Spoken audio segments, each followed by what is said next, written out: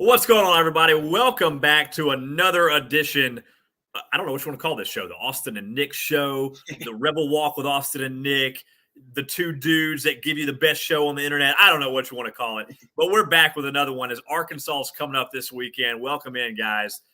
A lot going on around Ole Miss right now. As all of you are well aware, there's a lot going on. Arkansas, of course, coming up this weekend in what is going to be a freezing cold game once that game hits. But obviously, before we go any further, guys, Nick and I are not going to spend time speculating on Lane Kiffin. We don't do that at the Rebel Walk. We don't know what's happened. The only thing, here's all I'm going to say about Lane Kiffin. Nobody knows what is going to happen. Okay, that's nobody knows that yet. None of the insiders know. Nobody on the message board knows. The only two people that know what Lane Kiffin is going to do are Lane Kiffin and Jimmy Sexton. That's it. Nobody else. They might not even know. And Jimmy might not even know yet. You know, right. Lane already knows. Lane knows what he's going to do. I guarantee you at this point. That's it. Nobody else knows what Lane is going to do. We're not going to spend time talking about Lane and what we think he might do, just like we didn't spend time talking about Mike Bianco during baseball season when his head was supposedly on the chopping block. So want to get that out of the way right now. I know that it's a big subject. I know it's a very intriguing subject, and I totally get it. And I wish I had information to give you all. I really do. But Nick and I are not going to spit in the wind and just try to throw stuff out there that's not true, because we don't have any information. We don't, and neither does anybody else right now. The insiders that I have been keeping tabs on that I trust have even said, look, we don't know anything really yet. This isn't gospel. Here's all we know so far. And you could go read a post from an Auburn insider, and he'll say he feels 75% confident that Lane's coming to Auburn. But then you go read a post from an Ole Miss insider, and he'll say, I feel pretty confident he's going to stay. So it literally doesn't matter what you want to hear. You will hear what you want to hear. You can find the post that you want to see when it comes to Lane Kiffin. So obviously, I hope he stays, clearly. But we will find that out whenever we find it out, along with everybody else. If we get information, we will certainly pass it on to you. But until that point, we don't have any information. The one thing that is amusing is reading the message boards. I tell you guys all the time, don't get your information from message boards, and you shouldn't. But if you want some entertainment, by all means, go read the message boards, because it is fantastic. I have been locked in this week, not because I'm trying to find anything out, but because it's just completely entertaining. The posts that I see, the people that think they are in the know, the people that think they know what's going to happen. I saw probably the most absurd coaching candidates list I've ever seen in my life on one of the message boards this week, with names like Bob Stoops, Urban Meyer, Phil Longo, who would get tarred and feathered if he ever stepped foot back in Oxford, was on this guy's list. Come on. Nobody wants Phil Longo at Oxford if Lane was, it's just hilarious. So if you want some entertainment, go read the message boards. If you want legitimate information, don't read the message boards. Okay. All right. Real quick, though, the one thing I will say before we move on is this right here. If you guys haven't done it yet, and you can, go check out the Grove Collective. I'm going to throw that up on the screen right now. This is, of course, is Ole Miss's NIL program. You can find it at thegrovecollective.com. Look, I completely understand that not everyone is capable of giving monthly or annually. The economy is in shambles right now. People's money is tight, and it's just part of life right now. So not everybody has the capability to just give money to the school. I totally get that. I'm not about to be one of these guys that comes on here and pressures you you got to get in here and start giving to the NIL. But if you can, and if you are able, and if you are interested, the Grove Collective is Ole Miss's NIL partner. These are the guys that you go to give to Ole Miss. They're trying to get to 4,000 members by December. They're pushing 3,600 right now, I believe. And so they are really close to that. If you believe some people like Chris Lowe, for instance, the NIL is a big deal for Lane Kiffin. Right. So a lot of people are saying we got to get on board if you want Lane to stay. Again, that's all speculation for folks. Either way, this is a big deal in today's day and age with coaches and athletes. So if you are able to give annually, there's a bunch of different tiers on there, a ton of different tiers. They start at, as little as, I think, $250 a year or maybe $100 a year, and you can give 200,000, whatever you want to get. You can be a massive donor if you've got that kind of money laying around. But check it out, grovecollective.com. You can find the link all over the place right now. So check them out if you are able to give or if you want more information to Ole Miss's NIL program. All right, Nick, moving on to what's really at hand this week, and that is that Arkansas is going to be hosting Ole Miss in Fayetteville this weekend. Now, Ole Miss coming off a heartbreaking loss this past week, and you and I both are not the kind of people that sit on here and talk about officiating very much. We don't. It's a tough job. And up to this point, there haven't been any games that you could really honestly say were all that affected by the officiating. But boy, was last week a different story. Absolutely. I'm not one to sit here and blast the officiating crews on the show, but that was by far the worst, most blatant, mis-officiated game I think I've ever seen. And Ole Miss has been on the wrong side of a lot of games like that, Nick. I don't know if you agree. That one was bad. That one was really, really bad. It was bad. And I remember sitting at the game and turned to the person that I was with. It looked like they were trying to rip off Jackson Dart's head, one. Oh, 100%. And then the holding call on Jordan Watkins. I get it. He got blown up. But how can you – that between Dart getting pushed down after that. By the same guy that almost ripped his head off. Yeah. And the referee was standing right in front of him. Yep. So that's what got me the most. I think whenever you have a referee standing right there and your quarterback's trying to get up off the ground and the guy pushes him back in the ground and then missing that face mask call. And then if the SEC is saying they're trying to protect quarterbacks, Jackson Dart and was the pass interference that didn't get called when our receiver got tackled midway down the field. Yes, that one as well. Unbelievable. Yeah, it was. It almost seemed like we had a target on our back during that game, which some teams in big games typically do against Alabama. Sometimes just how it goes. But, it was definitely hard to watch. And I'm not going to sit here and say, the calls were the difference in the game. Right. But, that's after the whistle when Dart gets pushed down in the ground, that's a 15-yard penalty. That's a first down. So, I mean, and there's some – and sometimes it is in games like that. It's the little things that'll win you a game that can make the difference. So, I mean, the missed pass interference that would have kept the drive alive. That would have been an automatic first down. So definitely hard to watch games like that. And I'm not here, and I'm sure you're not. And many Ole Miss fans at this point, at least they shouldn't be here for more moral victories because with the coaching staff talent that we have, we're just. Maybe in 2018 when we had Matt Luke and all that, okay, maybe. But, you lose a game by one touchdown to one of the best programs in college football within the last, 10, 15 years. Yeah.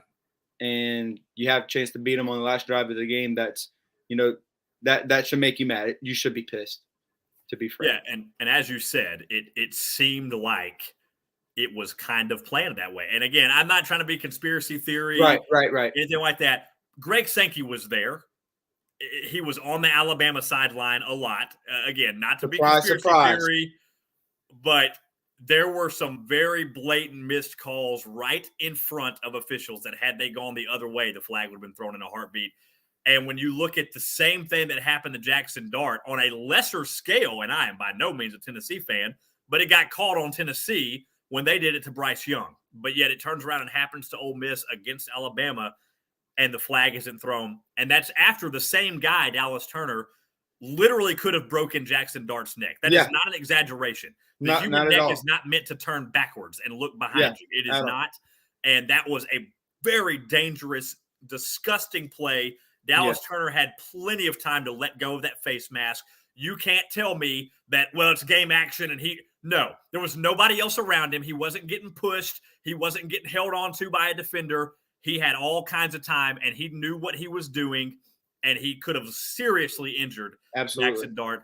That was probably the one. Now, granted, they threw the flag on that one, but they waited until his helmet came off. What are you waiting on to throw that flag? Were you not going to throw it if the helmet hadn't come off?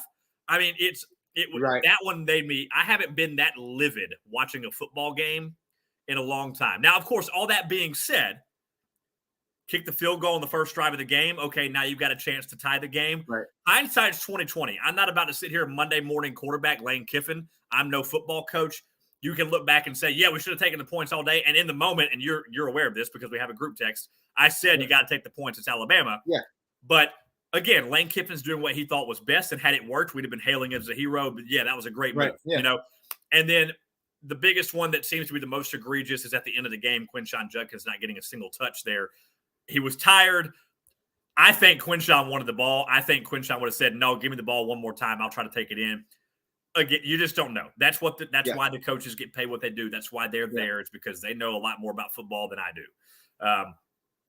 Tough one to swallow, though. All around. Yeah. You really feel like you've got them a chance to win. You've got the lead. You give up some unanswered points. They get the lead back. You have to fight to the end.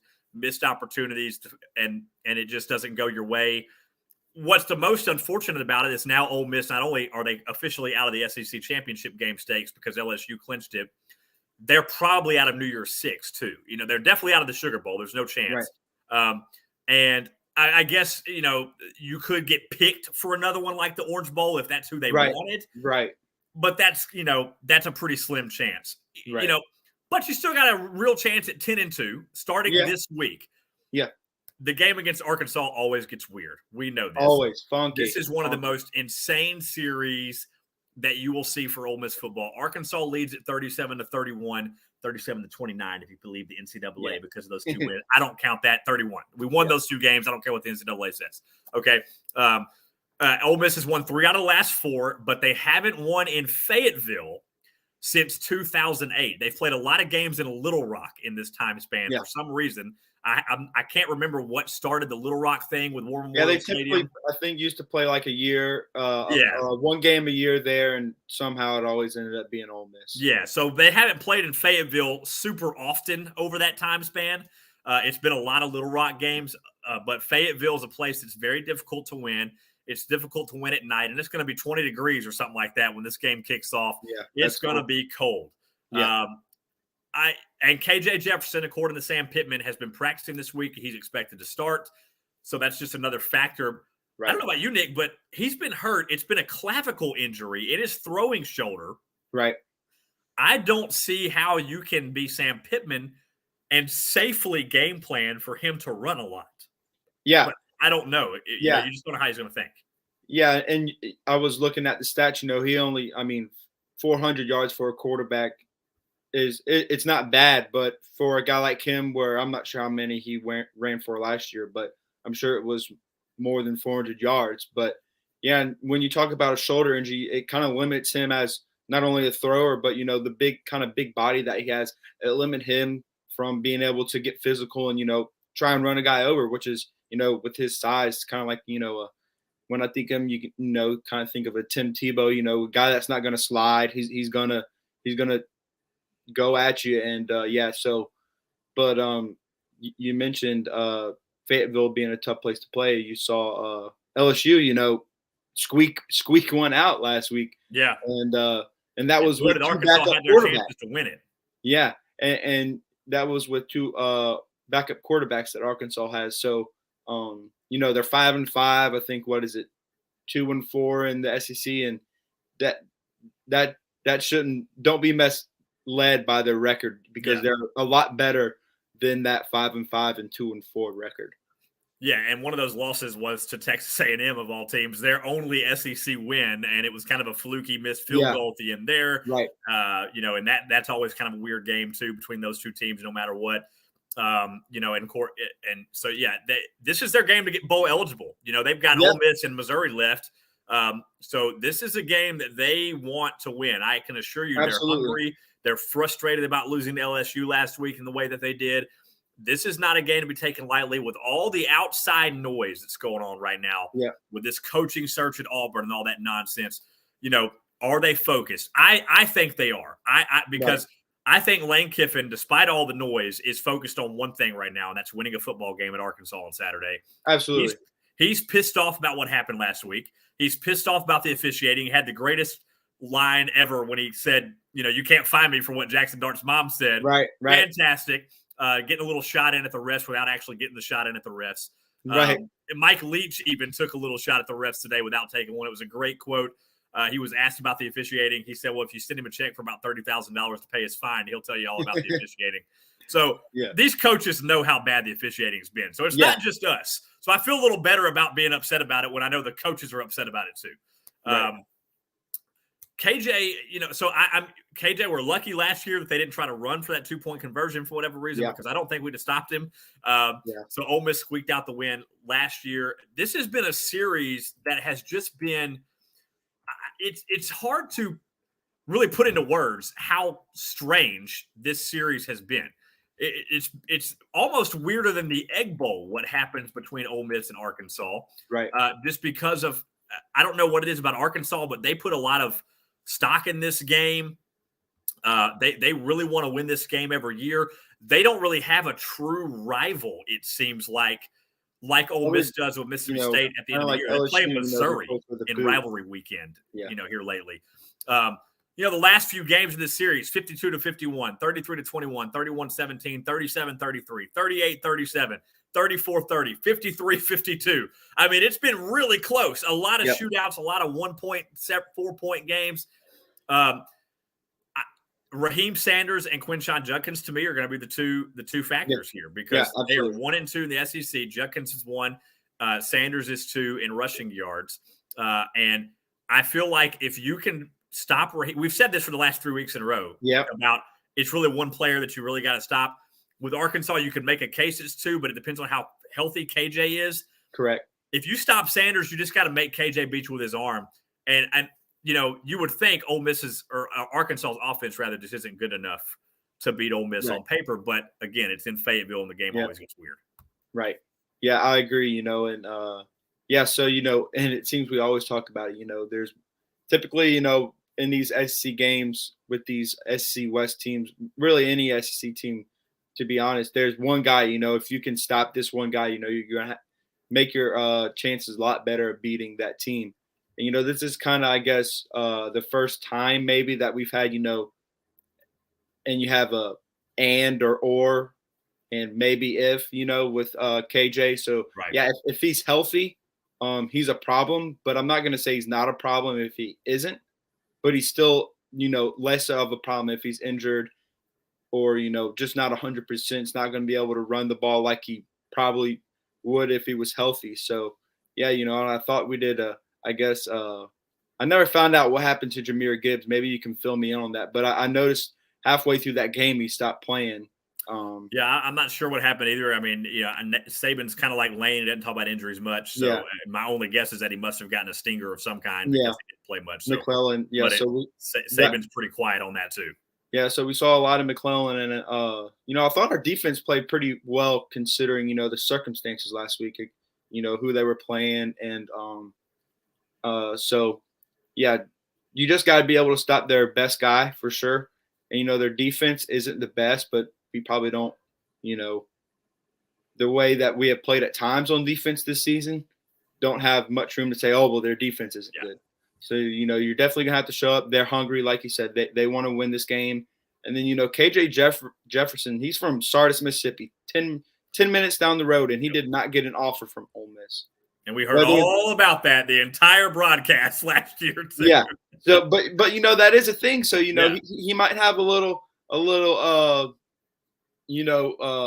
animosity towards Ole Miss because of that. Whether or not there's any coaches on the staff still that were there when he was being recruited, but either way, and it's Ole Miss is, like I said, 10, 20 minutes from where he grew up. So it's always, I guess, would be always good to knock off your hometown team. Well, I think, honestly, that's probably the biggest reason that he's going to try to play. Because it's Ole Miss. He's upset about the loss last year, the way that happened. Right. And he like you said, he heard it. We've all heard it. It's a big story every time they play while KJ's there about how KJ's from Sardis and he didn't get an offer from Ole Miss or State and yada, yada, yada. And he ended up at Arkansas. So I think that he's going to, that's one of the biggest reasons that I think he's going to try to play this week is because it's Ole Miss. I don't think if they weren't playing Ole Miss this week, I honestly don't think KJ would come back yet. Just because he would want to make sure he's fully healthy, but because it's Ole Miss and they're trying to get bowl eligible on top of that, I think that's a big reason for it. And to your point about the defense that you're making, last week, both of these teams played probably their best defensive performance of the year. Ole Miss is maybe Kentucky, you can make an argument, but the defense certainly wasn't the cause of that loss last week. They had a couple of kind of weaker drives, but that, they got tired. That happens. Overall, that was a fantastic defensive game from Ole Miss, so they don't take the blame at all. And Arkansas sacked Jaden Daniels 7 times. Yeah, that's impressive. Which is incredible. I mean, they did what Ole Miss couldn't do against LSU, which is get to Jaden Daniels and make his life miserable. And that's why LSU only scored 13 points, because Jaden Daniels couldn't get out and do what Jaden Daniels can do. Right. So that was our key. Our biggest key to the game before Ole Miss played LSU was get Jaden Daniels and contain him, and they didn't. And LSU put up 45 points on him. Arkansas contained him, and they put up 13. So I don't put a lot of stock in Arkansas's defense, like you said, because the numbers, if you look at the numbers, Ole Miss's defense, they've given up just over 1,500 rushing yards and just over 2,200 passing yards. They give up 220 passing yards a game, and they give up 151 rushing yards a game. If you look at Arkansas, they've given up 280 passing yards a game, 2,805 total. They've given up 146 rushing yards a game and 1,468 total. So they give up a grand total of 427 yards a game, whereas Ole Miss, as far as total offense is concerned, they give up 371. So on paper, not a huge difference. It's not a huge difference. Arkansas's defense is worse on paper. Right. They've given up more touchdowns. They've given up more yards. But this game's in Fayetteville. It's at night. It's going to be cold. Arkansas wants to win. They want to get bowl eligible. They hate Ole Miss. KJ wants to start because it's Ole Miss. You can throw all that out the window. You can throw the record out the window. You can throw the numbers out the window. You can throw everything out the window other than don't let KJ beat you with his legs. Don't get him out there and make him look like a Heisman Trophy quarterback when he's hurt, and stop Raheem Sanders. You do that, like we've been talking about, those two things. Play defense like you played last week. I don't think Arkansas's offense is really super great. If you look at it, they score 29 points a game. Ole Miss scores 36 points a game. That's not a huge difference. Right. But, Arkansas is not like they're out here just a juggernaut offensively. So you have the capability to easily win this game. And I say easily in quotes. Yeah. This is a game you should win if you're Ole Miss. I mean, if you look at it on paper, you should win this game. Yeah, and I think it really depends, what Ole Miss team shows up. If it's the team that is pissed off that they got beat by Alabama, or they're upset that they got beat by Alabama. Because if you're upset, you're going to go in there and, you got to be hungry for this one, and you got to, put last week behind you. Because it was, Lane Kiffin said it, and some of the players that spoke this week. There's nothing you can do to change it. You can't regret, this play, that play, or a call you made or a call you didn't make. You got to put that behind you, and the focus has got to be beating Arkansas, and that's it. You want to go 10-2, sure, that can be some motivation, but you got to beat Arkansas before you can go 10-2. So, it's like you said, easily, kind of put that loosely, but Arkansas is not a team that we should be, it's kind of like, playing with matches, playing with fire. You play with fire, you get burnt sometimes. So, this is not one that we want to take lightly at all. Oh, you can never take Arkansas lightly. We've seen way too many weird things happen. 4th and 25 obviously always comes to mind. It's nothing is safe when you're playing Arkansas. All right, real quick, guys. Let's we talk about this. We only got a couple weeks left in the season. This is insane. How fast the season has gone by. I hope you've been taking advantage of deadsoxy.com and our 25% off site wide with the code RebelWalk because you need to, guys. It's cold now. You want to get these comfortable socks to wear when you get out there. They look beautiful. They're comfortable. They're super high quality. And you want to rock these things when you're going to Fayetteville this weekend or when you're in Oxford. Be proud. Show that Dead Soxy spirit. These guys are fantastic. Quality socks at affordable prices, and you always get 25% off site-wide when you use the code RebelWalk at deadsoxy.com. Hop on board. Get your socks if you haven't done it already because I'm telling you, you won't regret it. They are super comfortable, and they are some of the highest quality socks you will wear. I mean, these are some amazing quality socks. So get on deadsocks.com and order yours today. Stock up. Wear a couple pairs at once if you need to when it's cold outside this weekend. Do what you gotta because do. they're that good. You want to wear these socks. Yeah. And this is really the last chance you got to go to hottytoddytents.com and get your Egg Bowl tailgating service ready. I'm telling you guys, if they're not sold out already, they're going to be quick. It's a week from tomorrow. Yeah. It's a week from tomorrow. This is not another Saturday game. We got a short week. It's going to be on Thanksgiving night. You got your Thanksgiving plans coming up, and you're busy with all that. But if you want to have all your tailgating stuff done for you because, hey, you're busy with Thanksgiving plans, well, you need to go to hottytoddytents.com because all you got to do is click checkout. And then when you're done, fold your chair up at the end of the night, and they'll come take care of all the rest, the setup, the takedown, everything. hottytoddytents.com. Get there now before it's too late. If it's not already, I'm just being honest with you guys. They're popular. They are hugely popular. People love them. And the Egg Bowl, it's going to be on Thanksgiving night, but I fully believe it's going to be sold out. I think it's going to be a full house. And it's going to be hopefully Ole Miss will be going for win number 10 for the second regular season in a row, and the second time in their history in the regular season. So check them out, hottytoddytents.com, and wear your Dead Soxy socks while you're underneath that Hotty Toddy tent. All right, man. So the stats on these two teams, we've talked about it a couple of times, but they're very even. You know, if you look at as far as in rushing, Quinshon Judkins, 1171. Raheem Sanders, 1147. Jackson Dart is fifth in the SEC passing-wise. He's got 2,123 yards. KJ Jefferson at 1981. He's ninth, but he's also been off for a couple of weeks, so you can't put too much stock in that. But one of the biggest stats that I've looked at is sacks. Number one in the SEC. You're thinking Will Anderson? No, it's not. It's Drew Sanders from Arkansas. Yep. Number one in the SEC in sacks. And by the way, number 4 in the SEC in sacks, Jordan Dominic from Arkansas. So 2 out of the top 5 sack leaders in the SEC are from Arkansas. These guys get after the quarterback. 9 sacks for Sanders, 7 for Dominic. Those are just 2 out of the top 5. Ole Miss's Cedric Johnson is all the way down in a tie for 8th, along with Chris Paul Jr. from Arkansas. That's their leading sacker is Cedric Johnson. So you've got a hungry defense.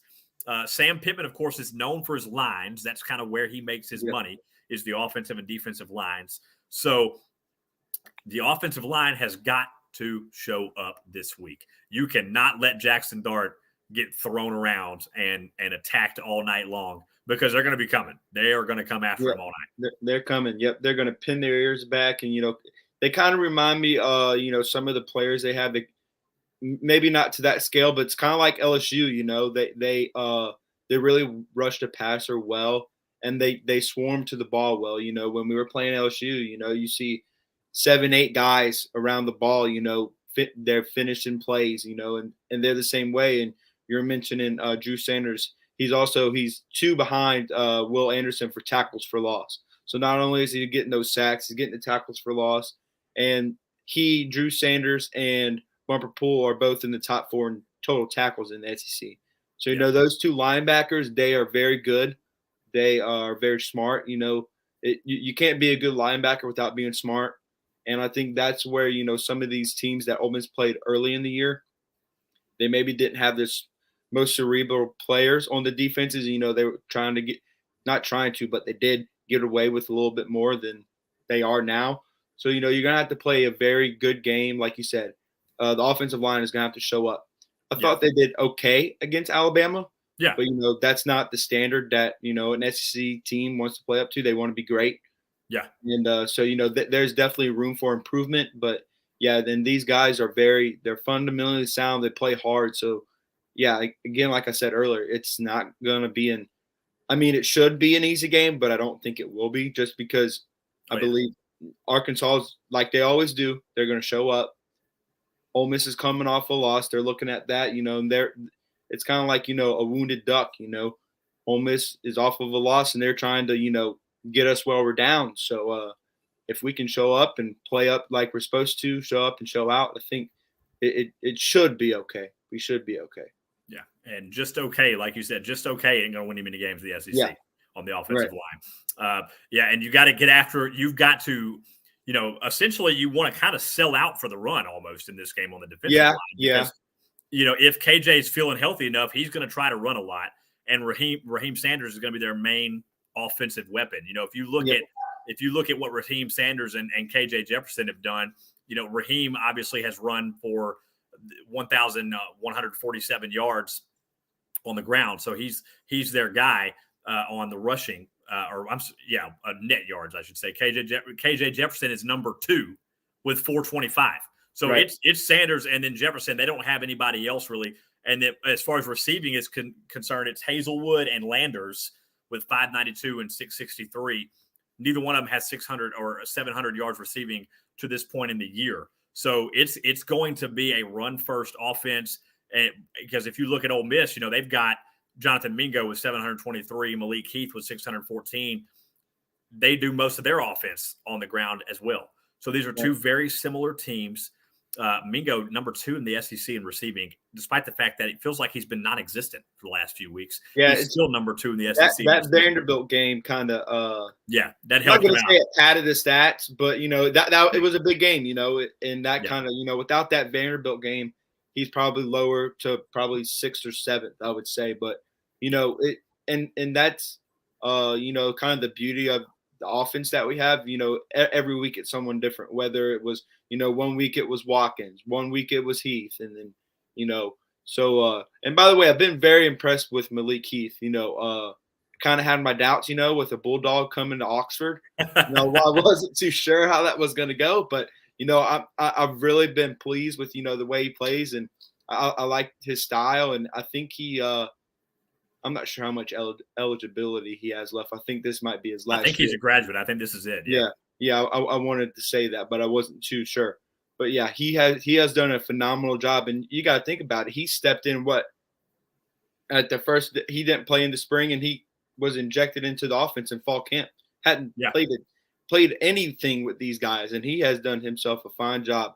So I've been impressed with him, and obviously Judkins and Evans. Those guys have been great. But yeah, it's like you said. Both these teams love to run the ball. It's kind of going to be, I feel like, kind of the SEC you're used to. The 3 yards in a cloud of dust.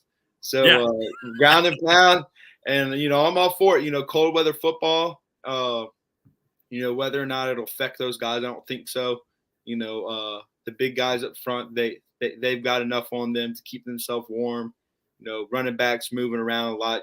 So I don't think the cold will impact it too much. Let's start snowing like it did last weekend before that LSU game. we might can be worried about. Haven't looked at forecasts, but let's hope for no snow.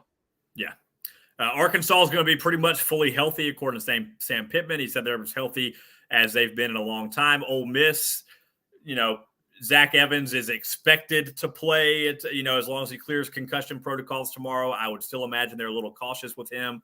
Yeah, it's a concussion. You got to be real careful with that these days, especially they're being extra careful, and for good reason. We saw Tua Tagovailoa in the NFL was a prime example of why you have to be so careful with concussions in football. And then JJ Pegues was practicing this week, which is good news if he's able to play. It'd be great to have him back as well. So hopefully we'll be all good on the injury front, or at least mostly good on the injury front. All right, Nick, we do it every week, and we have been okay at this sometimes, not so okay at this, seems, here lately on our predictions. Last week we weren't so far off on the numbers. It was just the wrong team winning at the end. So this is, again, weird series. Every time Ole Miss and Arkansas play, you just never know what's going to happen. What you thinking this week? So I'm going with the Rebs getting bouncing back again like they did after that loss to LSU, getting another win on the road after a loss. I'm going to go 34-24 Ole Miss. 34-24 Ole Miss getting their first win in Fayetteville since 2008. And that's, again, there's some factors in here that can make you a little nervous, but I'm going to pick Ole Miss, doggone it, because I think they're mad, they're angry, they are ready, they want that win, and they're upset about all this noise about the coach. They're upset about losing last week to Alabama. They're upset about the referees from last week. At Arkansas, you're going to catch Ole Miss at a bad time, just like Ole Miss and Mississippi State both caught Alabama after a loss this year. And Ole Miss is going to get the win. And I think they're going to be angry. So I think they're going to put up 38, and they're going to beat Arkansas 30. I think it's going to be a little closer than I wish. But 38-30, Ole Miss pulls out the 8-point dub and gets to 9-2 overall, 5-2 in the SEC, and will have a chance for win number 10 on the Egg Bowl night on the following Thursday. Real quick update, by the way. I just happened to notice this. I know this is a football show, but Ole Miss women's hoops is playing Southern Miss tonight. The halftime score is 48-7, Ole Miss. That's not a football game. Wow. That's a basketball game. 48-7. The Ole Miss women's team held Southern Miss to 7 first-half points total. That is pretty impressive for any basketball game. That's crazy. That's pretty crazy. For a team not even score 10 points an entire half is pretty good. Southern Miss was 2 for 28 from the field in the first half. Wow. 3 of 4 from the free throw line, which was most of their points. Apparently. Right. So, yeah, an 0 for 4 from 3. So that's a pretty darn good first half there, ladies. Way to go, Coach Yo. Yeah, Coach Yo. Got them ready to play tonight. Just thought I'd throw that out there. Ole Miss men's basketball is 3-0 after a nice win over Chattanooga last night as well. Kermit's got them playing well early. So we'll see how the hoop season unfolds as we go along. Meanwhile, Ole Miss and Arkansas will play at 6 o'clock on Saturday night on ESPN. 6:30. 6:30, I'm sorry. Yeah. It was 6 or 6:30, but I think they announced maybe Monday 6:30. Good catch on that one, Nick. Y'all listen to Nick. He caught me on that one. Either way, it's going to be on ESPN. So be tuned if I'm not mistaken, unless they've changed that, but I don't think they've changed that. They do tend to change stuff network during the week sometimes. It was initially announced, you're right, now that I remember, it was initially announced that it was going to be at either 6 or 6:30 on either ESPN or the SEC network.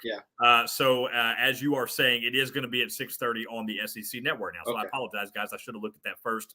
Thank you, Nick, for catching me on that. I'm here for that. I completely forgot they changed that this week or officially announced that it was going to be 6:30 on the SEC network. So that's right. The ESPN game is going to be Tennessee and South Carolina. Who wants to watch them? Anyway, Ole Miss and Arkansas will play at 6:30 on the SEC network. We will keep you guys updated as much as we can on everything else that's going on around Ole Miss with Lane and everything else. Once we know anything, I'm just going to be honest with you guys. If I had to speculate, I would say I don't think we're going to hear anything until after rivalry weekend at the very earliest. Yeah, so, I wouldn't expect anything until after the season is over. I wouldn't expect anything before then, but that's just my speculation. Again, I have no inside information. That's the only speculate I'm going to do. Okay, nobody else knows nobody knows what's going to happen. We'll keep you updated as we do know. Thank you guys so much for tuning in. Thank you guys for being so patient with this whole situation and making sure you're getting your information from the right places, because that's very important in situations like this. It is frustrating as a fan to have to go through this, and if Lane stays, guess what? Next year when a coaching job opens, his name's going to be thrown out there again. Take it as a compliment. Nobody wanted Ole Miss's coaches before. Nobody wanted Houston Nutt. Nobody wanted Ed Ogeron. Nobody wanted Hugh Freeze. Now, of course, that situation is a little bit different, but either way, everybody wants Lane. So, we're winning. That means we're winning. And hey, the two coordinators that left last year, by the way, are currently at teams that are 3-7 overall, which is Texas A&M, and the other one is Oklahoma, and I think they're 5-6 or something like that. Not what they're supposed to be. Yeah. So I'd say Lane did a pretty good job upgrading. So. All that to say, guys, appreciate you as always. Check out deadsoxy.com and hottytoddytennis.com. And if you're able, go to the Grove Collective and help out with the Ole Miss NIL if you are able to do so and you have the financial means to make a contribution to help out with NIL. It helps the coaching staff and the athletes, and that's a big thing in this day and age of college football. He's Nick Filipich. I'm Austin Elders. We appreciate you guys. 6:30 SEC Network. It's going to be cold, but I'm going to be watching from home. I don't know about you, Nick. I'm at home. Let's go have a hog roast and barbecue on Saturday and get that night win. That's what I say. And we'll talk to you guys. We'll see what we do for a show next week. We'll get with Nick on his work schedule and all that kind of stuff, since it's going to be a short week leading into the Egg Bowl. Either way, it may be Wednesday, it may be sooner. We'll keep you guys updated on the preview show for the Egg Bowl. Stay tuned. In the meantime, let's go beat some hogs, and we'll talk to you next time. Have a great night, everybody, and hotty toddy as always.